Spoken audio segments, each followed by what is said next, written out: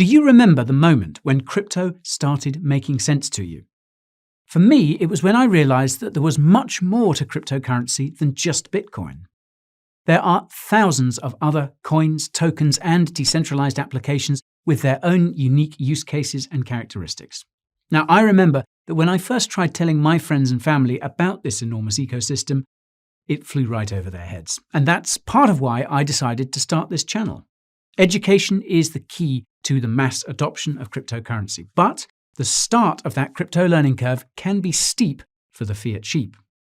Concepts like blockchain, mining, and staking are hard to understand and even harder to explain in simple terms, as I'm sure many of you can attest. This can be a problem when you're trying to help your friends, family, and significant other understand where all your money is going and why. So, that's why today I'm going to tell you how to explain complex crypto concepts in a way they will understand, and even how to answer the questions and address the concerns you're likely to get. Before we proceed, there is a disclaimer you must heed. I am going to tell you many things today, but none of it is financial advice because that would be lame.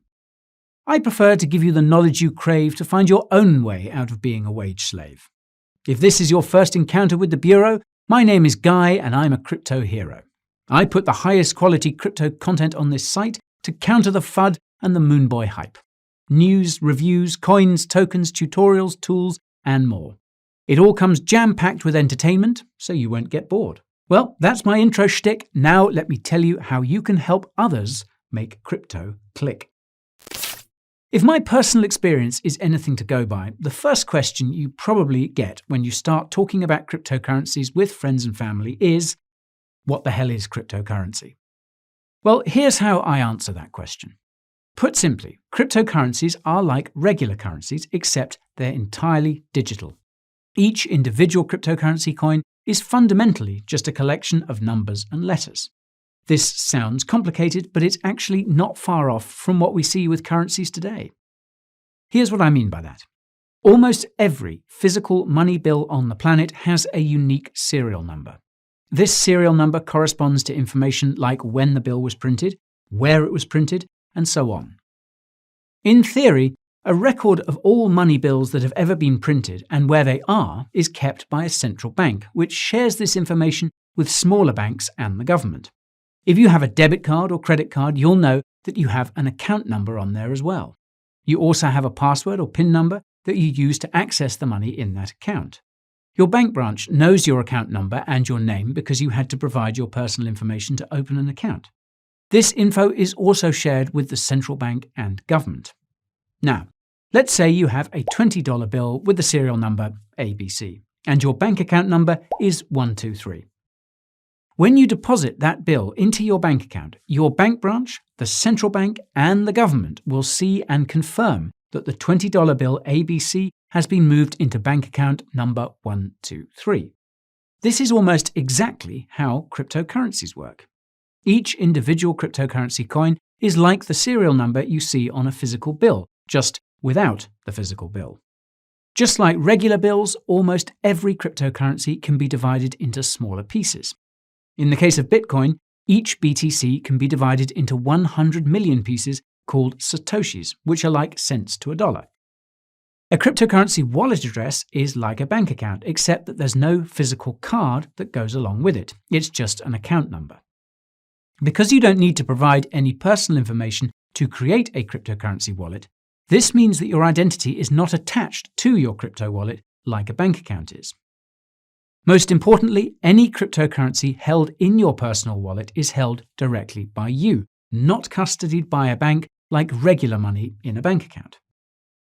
This means that nobody can shut down your cryptocurrency wallet or block your transactions because you have total control over that account at all times. Now, the trade-off here is that if you lose access to your cryptocurrency wallet or forget to write down the recovery phrase you get when you make one, well, you'll lose your cryptocurrency forever.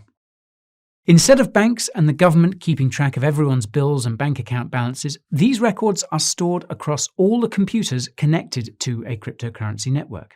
These transactions and account balances are public and can be viewed by anyone using something called a blockchain explorer. Because computers can earn cryptocurrency for processing transactions on a cryptocurrency network, this incentivizes more computers to join the network to process transactions and earn cryptocurrency. This makes cryptocurrency networks secure because there is no single point of failure.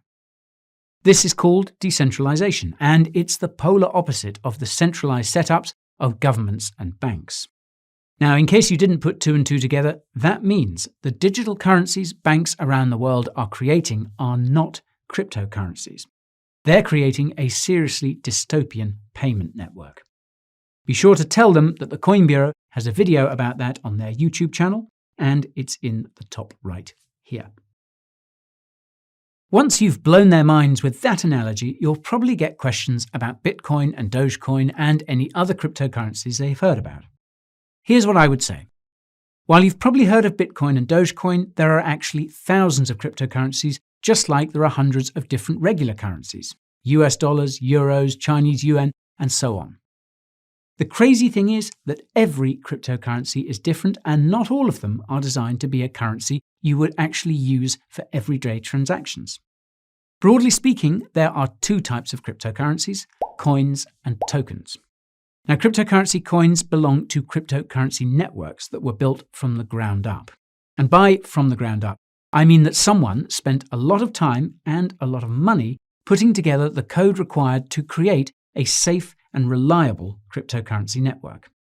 Cryptocurrency coins are the cryptocurrencies given to computers when they process transactions for a cryptocurrency network. For example, BTC is a cryptocurrency coin because the Bitcoin network was built from the ground up, and BTC is given to the computers that process transactions for the Bitcoin network. Because cryptocurrency networks are so hard to make from scratch, only a few dozen cryptocurrencies are actually coins.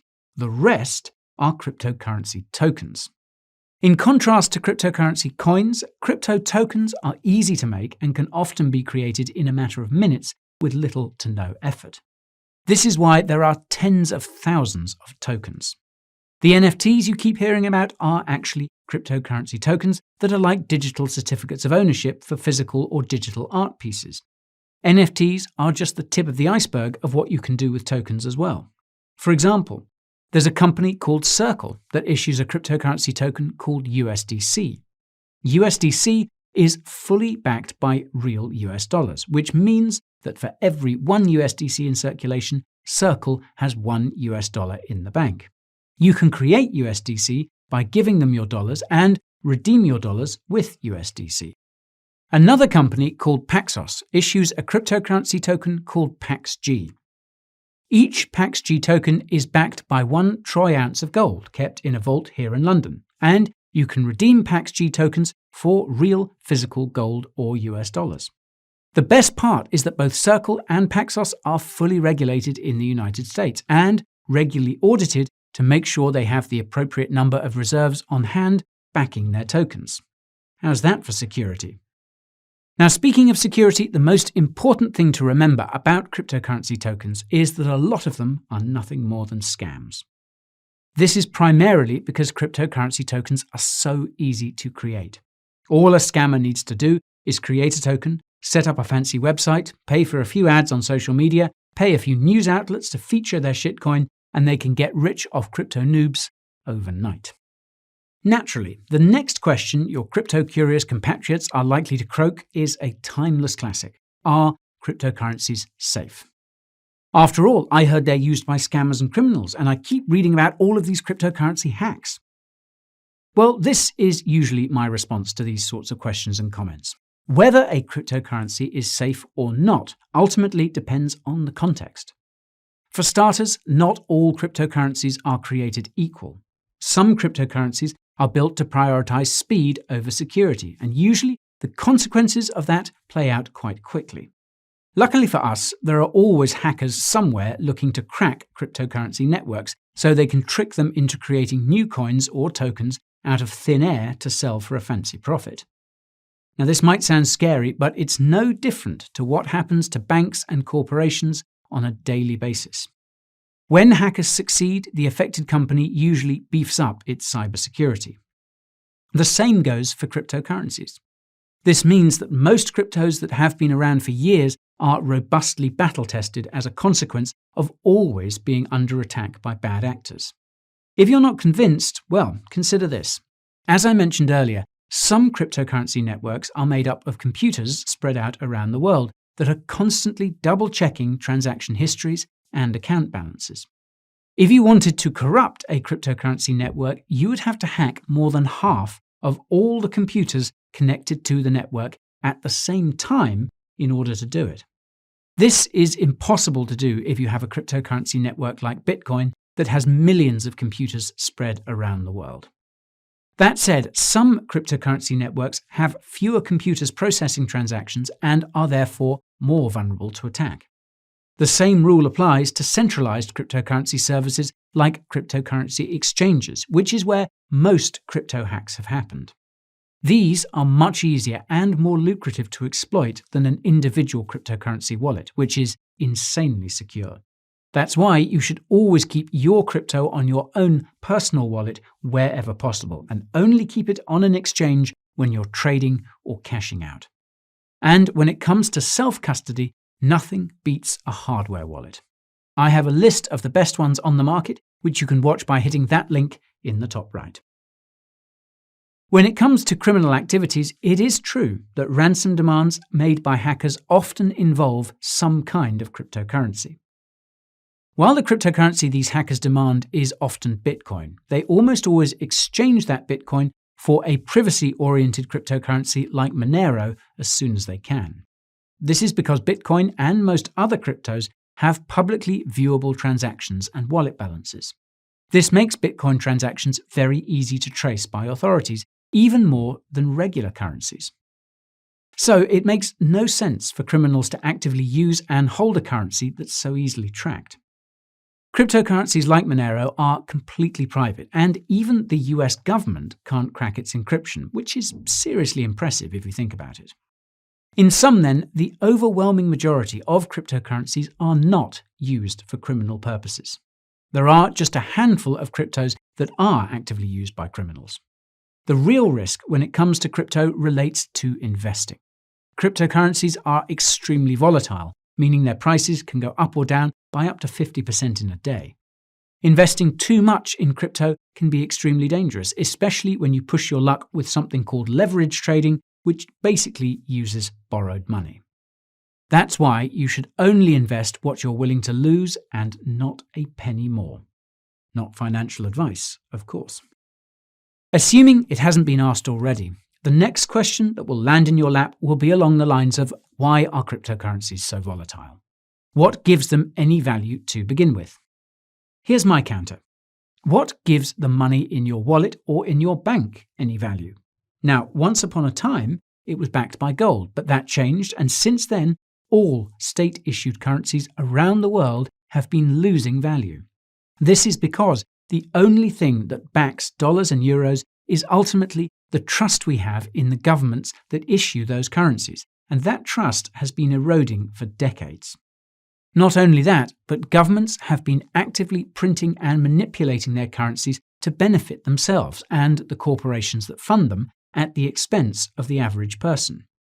This has caused record levels of inflation that incentivizes spending over saving, which leads to overconsumption and causes the sort of environmental catastrophes they claim to want to stop. You can direct them to my video on the massive fiat Ponzi if they want further context. Anyways, after that rant, I usually go on to address the actual question. Cryptocurrencies are valuable because of what they do. Obviously, this value changes depending on which cryptocurrency we're talking about. Bitcoin has value because its BTC coin has an economic profile similar to gold. It has a maximum supply, and only a small amount of BTC is created each day, and that amount is cut in half every 4 years. Assuming demand for Bitcoin stays the same over time, this would lead to a doubling of Bitcoin's price every 4 years. However, demand for Bitcoin has increased over time as we realize how weak regular currencies can be, and this awareness has been enhanced by the current pandemic. As basic economics dictate, when something has a limited supply but the demand for it continues to increase, prices inevitably rise. Many investors also see Bitcoin as a safe place to park your capital outside of the current financial system, including me. One important thing to note is that most other cryptocurrencies are highly correlated to Bitcoin, meaning their prices are reliant on what BTC does. Even though that's the case, some cryptos such as Ethereum have insane value due to the utility they provide. The Ethereum network can be used to create those cryptocurrency tokens I was talking about earlier, and you can even create decentralized applications and websites that can't be censored or shut down. All transactions related to creating and moving tokens and interacting with these applications require Ether to pay for gas fees. This means the demand for ETH rises as the Ethereum network gains adoption, and Ethereum has seen some serious adoption. Visa is testing payments on the Ethereum network using that USDC token I mentioned earlier, and the European Central Bank even issued a bond on the Ethereum blockchain. Now, the reason why the value of BTC, ETH, and every other cryptocurrency fluctuates so much each day is because basically nobody knows what these technologies are actually worth. The prices of stocks and gold and even regular currencies fluctuate every day for the same reason, but cryptocurrencies are much more volatile because what they do is revolutionary. Cryptocurrency networks make it possible to lend, save, and borrow without an identity, credit score, or bank. They make it possible to do business directly with other people without a middleman taking a cut, meaning service giants like Uber and tech giants like Facebook could become obsolete. They make it possible for communities to pool their funds together and vote on how they should be spent, which could eventually cut out the needs for governments and their crooked politicians. You could even say that cryptocurrencies are the equivalent of a powerful alien technology that threatens the dominance of the powers that be. Now, this potential makes the average crypto investor very emotional. The slightest possibility of a clampdown on crypto results in a market crash, and the most outlandish rumor can lead to a massive market pump. In the longer term, however, you can see that crypto is growing, and that growth is unlikely to stop anytime soon. Now, by this point in time, you've probably more or less convinced your cohort that crypto is pretty legit, and that means there's only one question they have left to ask you. Which cryptocurrencies should I buy? Well, before you answer that question, you must remember to emphasize that nothing you tell them is financial or investment advice. Otherwise, you could end up in court if their crypto investments go south. And even if you're legally covered, you could still find yourself eating a knuckle sandwich or two if your guidance directs their greed to a financial gutter. That's why I usually respond with the following. Which cryptocurrencies you decide to invest in boils down to your timeline and risk tolerance. In terms of timeline, the cryptocurrency market seems to follow a 4-year cycle. We're currently in the bull market phase, which is where prices gradually rise. The crypto bull market could end as soon as this fall and as late as early 2022, and the likelihood that you will sell your cryptocurrencies when they're at their highest prices is slim to none. Although most cryptos have seen most of their gains for this bull market, a 2 to 3x return on investment is still possible. And it's even more likely if you decide to hold until the next crypto bull market. Fun fact, buying and holding cryptocurrency will give you about the same amount of profit as actively trading crypto, which I don't recommend you do unless you plan on making it your full-time job. When it comes to risk tolerance, it might sound a bit funny considering cryptocurrencies are risky investments, but there are varying degrees of risk even within the crypto market. Logically, the more risk you're willing to take, the greater reward you stand to gain. Now, the easiest way to measure risk and reward is to look at a cryptocurrency's market cap. This is an extremely important metric to check because the dollar value of cryptocurrencies can be misleading. A cryptocurrency's market cap is calculated by the current value of that coin or token times its circulating supply. The reason why Dogecoin is ranked so high is because it has a circulating supply of 130 billion. And when you multiply that by Dogecoin's 30-cent price, you get a $40+ billion market cap. Now, you might think that Dogecoin presents you with an easy opportunity to get rich quick, but getting to just $1 would require an additional $80 billion of active investment, and that isn't all that likely to happen. As a rule of thumb, the smaller the market cap, the more potential that cryptocurrency has to grow, regardless of its dollar value. That's because it takes less money to increase its value. Now, to use an extreme example, Yearn Finance's Wi-Fi token is worth more than Bitcoin, but its market cap is 20 times smaller than Dogecoin's, meaning it would take less capital to push up the price of Wi-Fi. With the exception of Dogecoin and a couple of others, most of the cryptocurrencies in the top 10 by market cap could be considered low-risk investments. Cryptocurrencies like Bitcoin, Ethereum, and Cardano are likely to be around for many years, and they will likely double, if not triple in price before this bull market is over. The other 90 cryptocurrencies in the top 100 could still see gains of 3 to 5x, but the further you move down the list, the riskier the investment becomes because it also takes less capital to crash their price. I would personally stay away from any crypto that isn't among the top 200 by market cap because most of the quality projects have already come out of the woodwork, and going any further is just gambling. Well, that's all for today's tutorial on how to talk to no-coiners about cryptocurrency. Thank you so much for watching, and I will see you again pronto.